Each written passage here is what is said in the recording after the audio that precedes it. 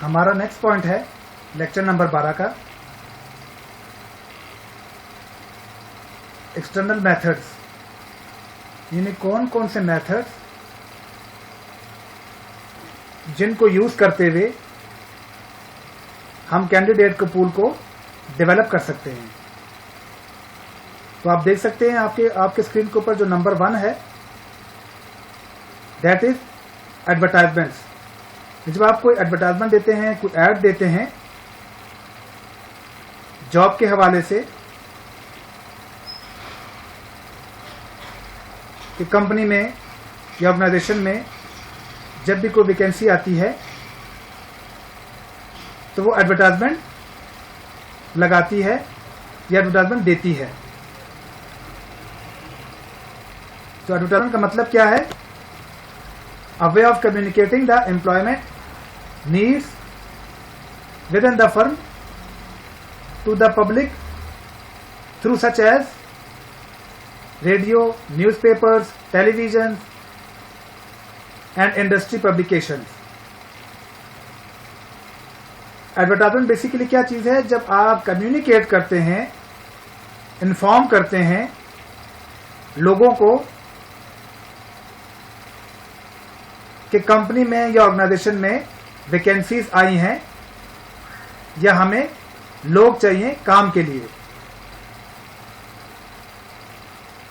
जब आप किसी को कम्युनिकेट करते हैं या पब्लिक को कम्युनिकेट करते हैं उस पोस्ट के हवाले से, उस जॉब के हवाले से जो कि ऑर्गेनाइजेशन में आई होती है, इसको एडवर्टाइजमेंट बोलते हैं, जिसमें आप कंप्लीट इंफॉर्मेशन प्रोवाइड कर रहे होते हैं।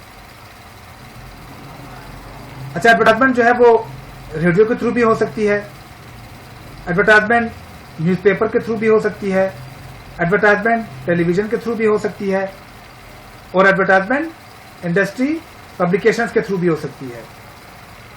इन सारों का मकसद क्या है? ताकि आप पब्लिक को कम्युनिकेट करें about the job, about the post which is created in the organisation, ताकि पोटेंशियल कैंडिडेट अप्लाई कर सके और आपके पास एक कैंडिडेट का पूल डेवलप हो सके। तो ये भी एक मेथड है जिसको यूज करते हुए हम एक्सटर्नली ऑर्गेनाइजेशन में कैंडिडेट को पूल को डेवलप कर सकते हैं। The second method is employment agencies. Employment agencies क्या है? Employment agencies and organisation that helps firms recruits employees, यानी एम्प्लॉयमेंट एजेंसीज वो होती हैं जो कि फर्म्स को या कंपनीज को हेल्प कर रही होती हैं रिक्रूटमेंट के लिहाज से। यानी employment agencies as a bridge काम करती हैं between the organisation and the individuals, क्योंकि इन एम्प्लॉयमेंट एजेंसीज के पास ऐसे लोग रजिस्टर्ड होते हैं जो कि जॉब की तलाश में होते हैं। उनके पास उन इंडिविजुअल्स की सीवीज आ चुकी होती हैं।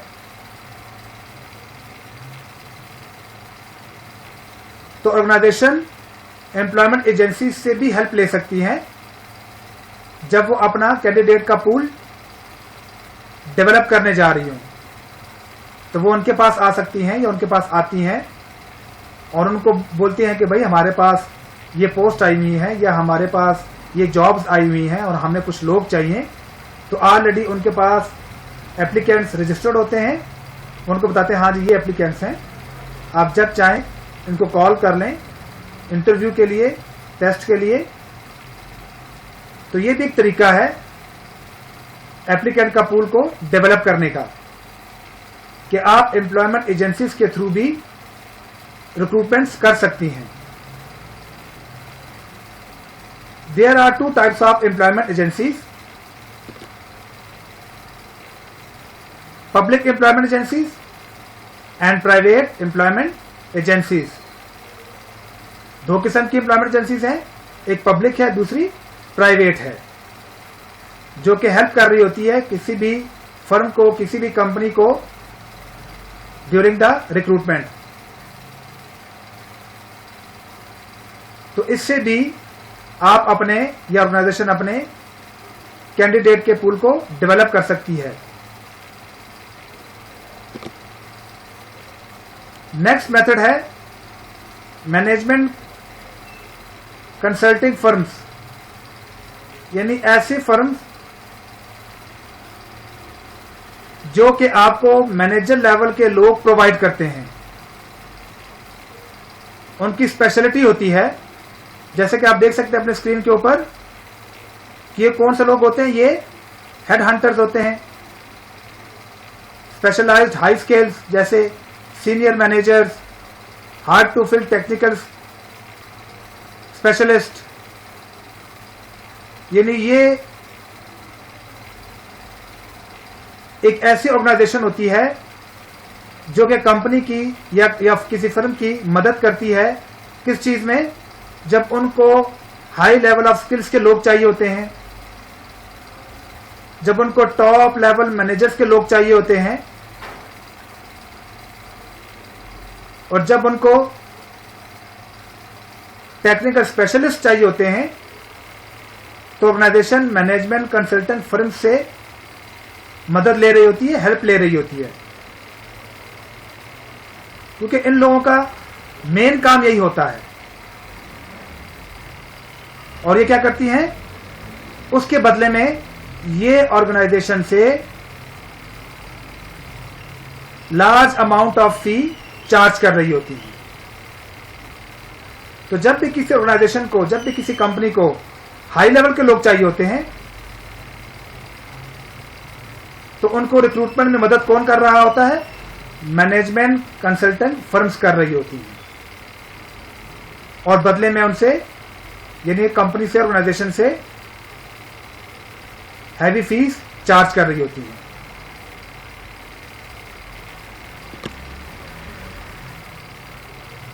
साइबर रिक्रूटिंग,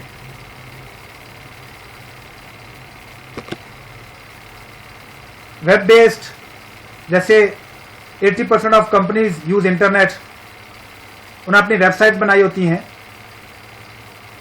वो अपने जो वैकेंसीज कंपनी में जनरेट होती हैं, जो पोस्ट उनके पास जनरेट होती हैं, वो उस वेबसाइट पर डाल देती हैं कंप्लीट इंफॉर्मेशन के साथ। ये भी एक तरीका है अपने रिक्रूटमेंट के पूल को बिल्ड करने का। कमर्शियल जॉब पोस्टिंग सर्विसेज, तो डिफरेंट, मसलन आपके जो साइबर रिक्रूटिंग है, ये भी एक सोर्स है, ये भी एक मेथड है एप्लीकेंट के पूल को डेवलप करने का। इसी तरह रिक्रूटिंग साइट्स होती हैं, कुछ साइट्स बनी होती हैं कि अगर किसी इंडिविजुअल को या किसी कैंडिडेट को जॉब की तलाश है, तो वो इन साइट पर जाता है और अपने डाटा को सबमिट करवाता है, तो वो लोग उनको जॉब ढूंढ के दे रहे होते हैं। अब जिन कंपनी को, जिन ऑर्गेनाइजेशन को इंडिविजुअल्स की नीड होती है, तो वो इन कंपनीज के पास जाती हैं जिन्होंने जो इन साइट्स को ऑपरेट कर रही होती हैं, और वो उनको बाकायदा फी चार्ज करती हैं। तो इसके थ्रू भी वो अपने कैंडिडेट के पूल को डेवलप कर सकती हैं। तो ये एक एग्जांपल है रिक्रूटिंग साइट की। ये कुछ और एग्जांपल्स हैं, जैसे आप देख सकते हैं कि डिफरेंट पेजेस दिए गए हैं।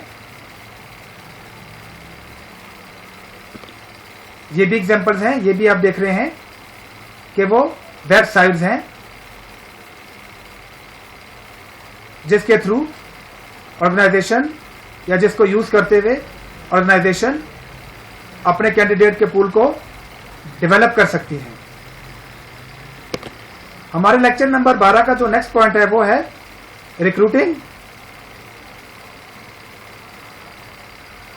The applicant prospective. Applicant should provide with necessary information regarding organization job, remuneration, packages, etc. कि एप्लीकेंट को चाहिए कि वो प्रोवाइड करे जो जरूरी इंफॉर्मेशन है ऑर्गेनाइजेशन को उस जॉब के हवाले से। मसलन जो इंफॉर्मेशन आपसे मांगी गई है उस जॉब के हवाले से आप उसी के लिहाज से इंफॉर्मेशन उसको प्रोवाइड करें, क्योंकि जब आप उसी लिहाज से इंफॉर्मेशन प्रोवाइड करेंगे तभी तो आप एप्लीकेंट के पूल का हिस्सा बनेंगे। सेकंड पे, if rejection is to be communicated it should be done with tactics. और जब किसी एप्लीकेंट को कम्युनिकेट किया जाए किसके बारे में, रिजेक्शन के हवाले से, तो उसको भी टैक्टफुली तरीके से डील किया जाए। यानी स्ट्रेट फॉरवर्ड नहीं कह देना चाहिए,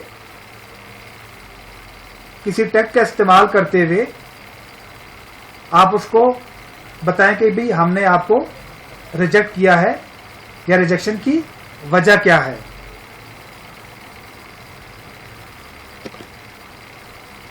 रिक्रूटिंग एवेल्युएशन,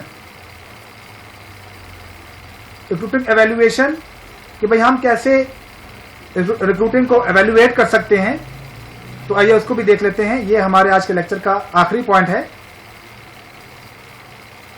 कि किसी भी रिक्रूटमेंट प्रोसेस के हम किस तरह एवेल्युएट कर सकते हैं। तो number 1 is the quantity of applicants, number 2 is the quality of applicants. अगर हमने अपने रिक्रूटमेंट के प्रोसेस को एवेल्युएट करना है तो हमें दो चीजों को देखना चाहिए। नंबर 1 कि हमारे पास नंबर ऑफ एप्लीकेशंस कितनी आई हैं, और सेकंड पे क्वालिटी ऑफ एप्लीकेंट्स, यानी हमारे पास किस किस्म के लोग आए हैं। तो यहां से आप अपने रिक्रूटमेंट को एवेल्युएट कर सकते हैं कि नंबर ऑफ एप्लीकेंट की तादाद क्या है और उनका पोटेंशियल क्या है, उनकी क्वालिटी क्या है। इसके थ्रू कोई भी ऑर्गेनाइजेशन अपने रिक्रूटमेंट प्रोसेस को एवेल्युएट कर सकती है। तो डियर स्टूडेंट्स, यहां पे हमारा lecture number 12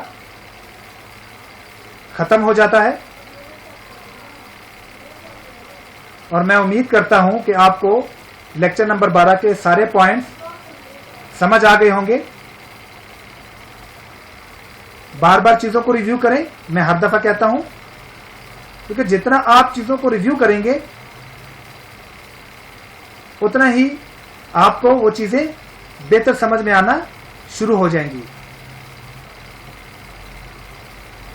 so best of luck, Allah Hafiz.